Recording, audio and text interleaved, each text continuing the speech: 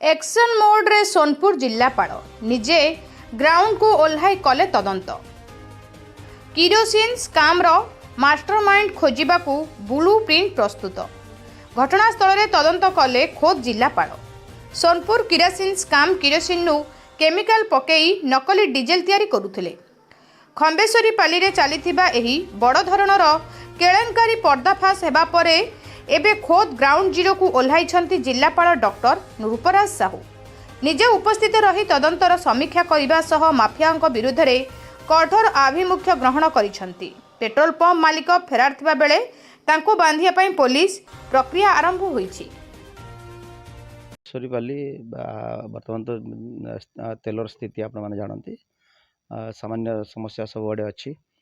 आम टे सोनपुर रे आमर इंटेलिजेंसटा बहुत स्ट्रॉन्ग करूँ सर्वेलेंस आमर जोरदार चलता ये आम गोटे गतकाली मु निर्देश देती एवं गोटे टीम जाकर पहुँची थी खमेश्वरी पाली को आसिक ये 850 लिटर किरोसिन धराई से माने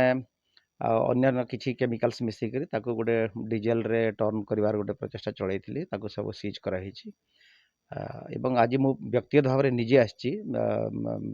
फील्ड तदंत करने जे कौन हो परिस्थिति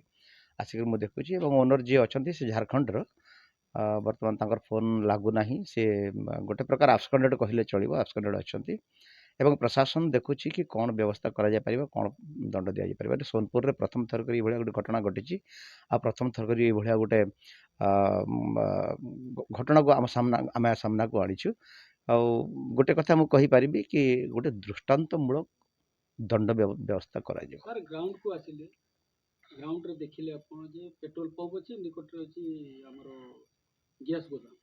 एटा नियम भीतर अछि ना नियम बाहर रहउछि आ आईनगत कार्यानुष्ठान कोन होबा नहीं सीटा तो तदंत सापेक्ष किंतु मु पेट्रोल पंप को भी जाइथिली एवं से पेट्रोल पंप रो मालिक भी झारखंड से मनोज साहू बर्तमान देखिली कि डीजेल रो स्टॉक नाही पेट्रोल चली आमे जेते बड़े स्टॉक वेरिफिकेशन किंबा सब चली तदंत प्रक्रिया रे अछि एवं एटी भी होउथिला कि नहीं मिलावट होउथिला कि नहीं तार सैंपल टेस्ट कले सब जगह जना पड़िबो आ दिन 2 दिन भितर कथाटा आहुरी स्पष्ट हो जिवो जे कोन हेई पारे कारण एवं कोन सब कार्यानुष्ठान निया जिवो आईनगत हाँ आईन दृष्टि ही कार्यानुष्ठान ग्रहण करा जिवो किंतु दृढ़ कार्यानुष्ठान ग्रहण करा जिवो दृष्टांतमूलक कार्यानुष्ठान ग्रहण करा जिवो जाकी ओडिसा रे एक उदाहरण सृष्टि उदाहरण सृष्टि करबो मु कहि परिबे।